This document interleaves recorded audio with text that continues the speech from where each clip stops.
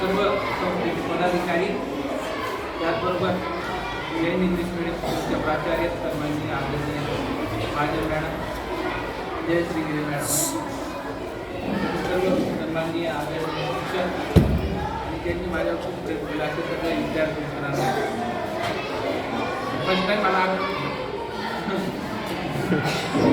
तर अशा सर्वांना खूप मनापासून आभार.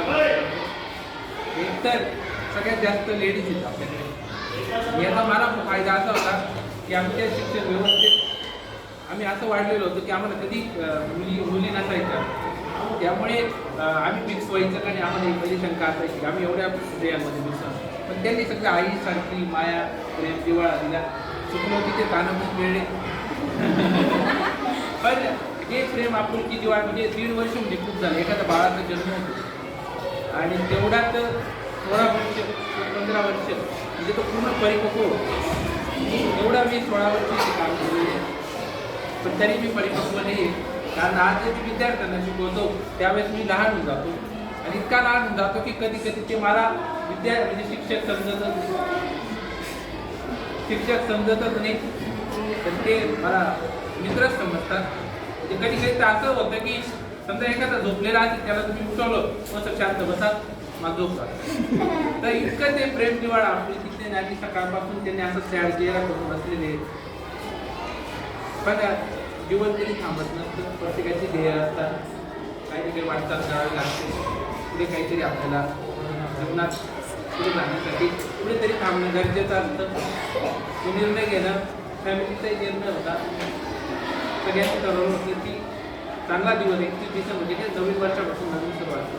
पण असं काही नाही की कोणी सोडून गेलं म्हणजे त्याचं कारण असं वेगळंच काय असू शकतं असं नाही. की मला वाटलं की मेंटली आता मी थोडासा स्टॉप घ्यायला पाहिजे, नवीन काहीतरी सुरुवात करायला पाहिजे. स्टॉप घेऊन आपण डोक्याने विचार करतो, मी मनाने विचार करतो, तर मनाने विचार केला की आता वाटतंय मला, कारण काही असं रिफ्रेश काही होतं, नवीन काही जन्माला येतो. मला असं वाटतं स्टॉप घ्यावा, थोडं थांबवा, थोडंसं रिअलाईज करावं, नंतर पण सुरुवात करता येईल. हा सर्व परिवार आहे, तुम्ही सगळे मला फार प्रेम लावलं.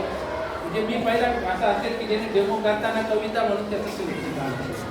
इंग्लिशचा डेमो सर त्यांचा एक डोक्यावरती हात होता. पण जे संस्थेने बघितलेली होती, निदान त्यांनी जी संधी दिली होती त्या संधीचं सोनं नाही, पण माझ्या कृतीप्रमाणे जेवढं काही चांगलं करता येईल तेवढं मी करण्याचा प्रयत्न केलेला आहे. काही घेण्यासारखं आहे. पण असं कोणी विचार करू नये की मी नवीन मला जर वाटलं मला पर्यायच नसेल तर मी नक्की माझं स्वागत करणार, हे नक्की होईल.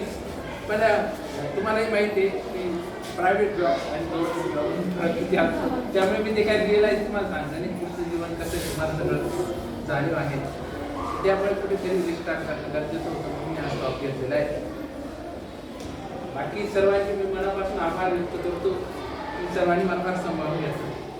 आणि काही काही वेळा होतात सुद्धा माणसाकडनं, काही काही वेळा माझा स्वभाव थोडासा स्ट्रेट फॉरवर्ड असल्यामुळे काही काही वेळा काही बोलल्या जातं.